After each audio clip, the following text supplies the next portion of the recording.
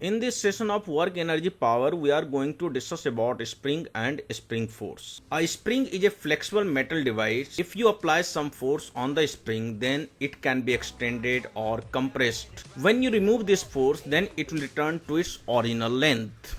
It has various uses in our devices. Today, springs are crucial component of our modern technology.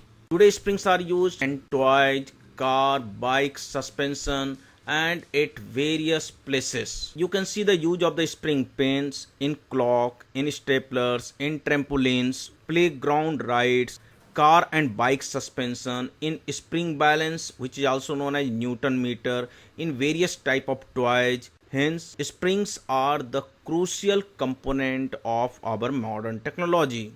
Now we are going to discuss about the spring force. When you apply some force on the spring, then it can be extended or it can be compressed. During the extension or compression, the spring will exert a force on you.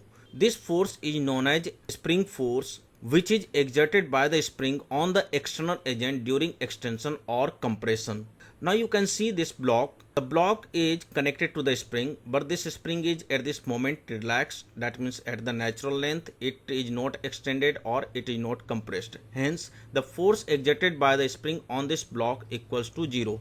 Now we are going to draw the free body diagram of this block. This block is connected to the spring and the spring is at the natural length, and hence the free body diagram of this block is given in the figure. There are two forces which is acting on this block. One is the normal reaction by the horizontal surface, the gravitational force mg, which is acted by the earth, that will act vertical downward, but the spring is not exerting any force on this block because the spring is relaxed. Now you can observe the extension of this spring.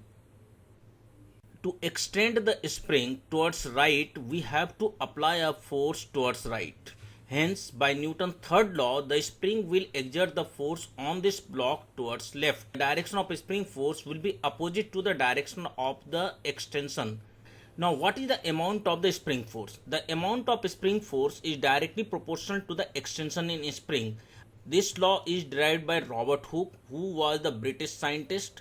Hence, the spring force F is proportional to the amount of extension. This amount of extension is denoted by X, and F will be equal to minus of Kx. Here K is the proportionality constant, which is called the spring constant, force constant, or stiffness constant.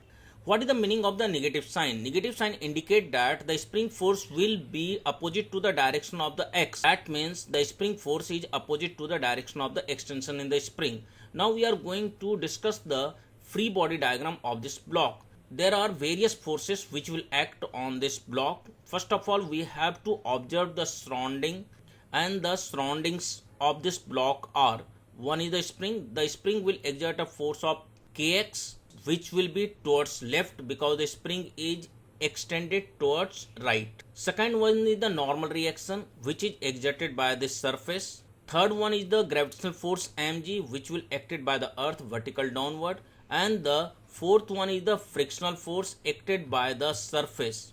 As this block has the tendency of relative motion towards left, and hence the friction force will act towards right. This is the case of the extended spring.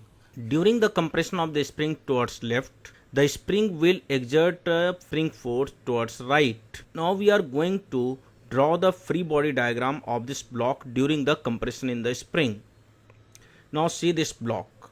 The spring is compressed towards left. The spring force will act on this block towards right, and the amount of spring force is given by Kx, right? Now the free body diagram of this block is given in the figure. One is the spring force Kx, which will act towards right because the compression of the spring towards left. Second one is the normal reaction acted by the horizontal surface. Third one is the gravitational force mg due to the earth, which will act downward. And fourth one is the friction force, which will act towards left because this block will have the tendency of relative motion towards right due to the spring force, or there can be relative motion of the block towards right due to this spring. This is the case of the compression of the spring.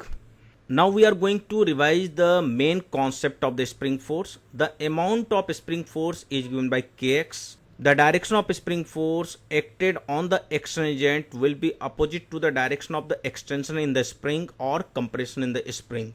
Now consider this very important case. Block which is attached to a spring. Initially the spring is relaxed and the block is released from rest. If you will draw the free body diagram of the block, then at t equal to 0, when the spring is relaxed and the block is released from rest, the block will have two surroundings. One is the earth, due to which the weight mg will act vertical downward. Another one is the spring, but as the spring is relaxed, that means it is at the natural length, hence there will not be any spring force exerted on this block. At t equal to 0, the extension of the block equals to g.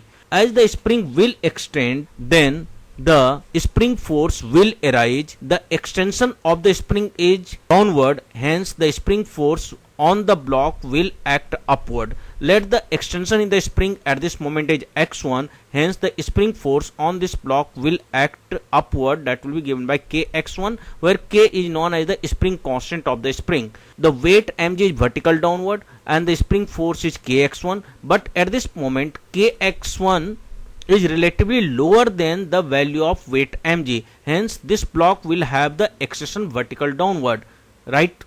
And at t equal to 0, the extension of the block equals to g, and at this moment the extension of the block is downward, but it will be less than g, and the net force will be mg minus kx1, that will be equal to mass into acceleration.